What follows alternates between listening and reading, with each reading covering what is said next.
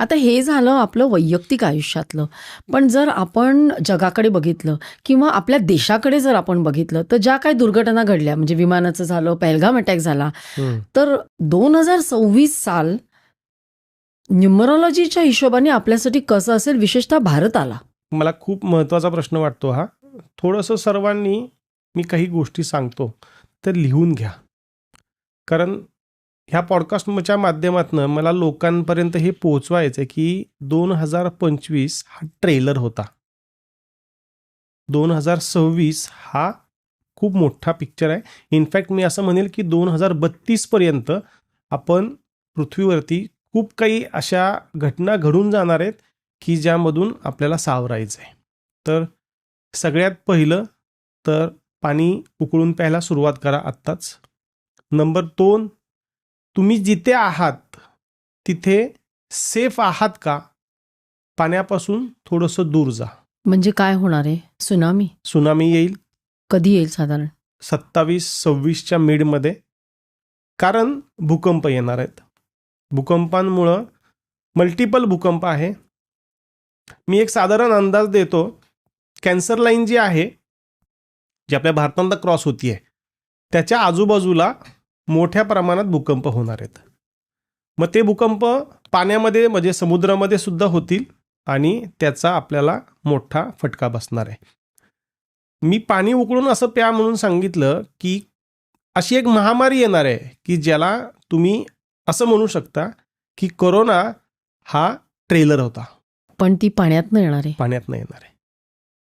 तुमच्या आजूबाजूचं पाणी जर कंटॅमिनेटेड किंवा खराब झालेलं असेल तर तुम्हाला त्याशिवाय किंवा तुमच्याकडे असे फिल्टर्सच नाहीत की जे त्याला फिल्टर करू शकेल. त्यामुळं पाणी आजच उकळून प्यायला सुरुवात करा. त्याला यूज टू व्हाल.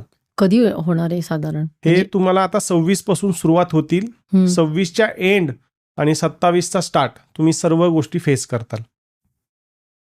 त्याचबरोबर अजून एक महत्त्वाची गोष्ट, वर्ल्ड वॉर 27च्या मिडमध्ये सुरू होत आहे. भले आपण त्याच्यामध्ये डायरेक्टली इन्व्हॉल्व 27मध्ये नाही, अगदी 28-29मध्ये आपण इन्व्हॉल्व होऊ, पण त्याचा इम्पॅक्ट आपल्यावरती येणार आहे. कारण साहजिक आहे, आज भारत सर्व जगाला जोडला गेलेला आहे, त्यामुळे त्याचा आपल्यावरती प्रभाव होईलच होईल. कोणत्या 2 देशात सुरू कोणत्या 2 देशात होईल? सुरू करायला चायना सुरुवात करेल, जे आत्ता ऑलरेडी सुरू आहे, जे रशिया आणि युक्रेनमध्ये चालू आहे. त्याच्यामध्येच हे कुठेतरी सहभागी होतील आणि मग ह्या सर्व गोष्टी सुरू होतील. त्याचबरोबर आत्ता ह्या वर्षा अखेरला आणि पुढच्या वर्षीसुद्धा भारत पाकिस्तानही पुन्हा सुरू होईल. साधारणतः आत्ता आपण हा सप्टेंबरमध्ये पॉडकास्ट करतोय. ऑक्टोबर, नोव्हेंबर, डिसेंबरच्या मध्ये बऱ्यापैकी पाकिस्तानाने आपलं युद्ध सुरू झालेलं असेल. म्हणजे आता मध्ये थोडंसं युद्ध सदृश्य परिस्थिती झाली होती, जे सीज फायर वगैरे सगळं जे झालं त्याच्यापेक्षा जास्त, त्याच्यापेक्षा एक्स्ट्रीम होईल. जे आपल्याकडे सिंदूर, जो आपण त्याला नाव दिलं आपण सिंदूर, पण त्या पद्धतीचा एक अजून मोठं सिंदूर 2 टाईप आपण भारताचं आणि पाकिस्तानचं युद्ध होईल. आपण जिंकू, साहजिक आहे. No doubt. आणि मग ही महामारी जी येईल ती फक्त म्हणजे पूर्ण जगाला व्यापेल. पूर्ण जगाला. मी एक ऑन एन ॲव्हरेज सांगतो, म्हणजे अगदी खूप सिरियस आहे ह्या बाबतीमध्ये. मी आहे त्या लोकसंख्येपैकी फक्त 60 ते 65% लोकसंख्या जिवंत राहील 2032 पर्यंत. 2032ला आपण कुठेतरी सावरायला लागू या सर्व गोष्टींमधून. 2027ला अजून एक महत्त्वाचा इव्हेंट आहे. इव्हेंट म्हणण्यापेक्षा ती खूप दुर्दैवी घटना होईल. आपल्याकडे नेटवर्क नसणार आहे आणि इलेक्ट्रिसिटीसुद्धा नसणार आहे. हा स्पॅन 3 महिने ते 9 महिन्यांचा आहे. हा एक्सटेंडही होऊ शकतो, कारण परिस्थितीत अशी आलेली असेल की आपल्याकडे नेटवर्क नसणार आहे बिकॉज ऑफ आपल्याकडे इलेक्ट्रिसिटी नसणार आहे.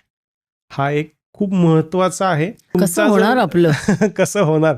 लॉकडाऊनमध्ये आपण जसं सर्व्हाइव्ह करायला शिकलो, इनफॅक्ट मी असं म्हणेल की त्यावेळेस आपल्याला कळून चुकलं की आपल्याला जगण्यासाठी काय गरजेचं आहे, पण तरीसुद्धा जर आपण सुधारणार नसू तर युनिव्हर्स त्याचं काम करणार आहे. कधी साधारण 2027 मध्ये? 2027. मग आपण काय केलं पाहिजे? तुम्ही या ठिकाणी गावाकडचं जीवन जगायला सुरुवात केली तर तुम्ही जगू शकताल.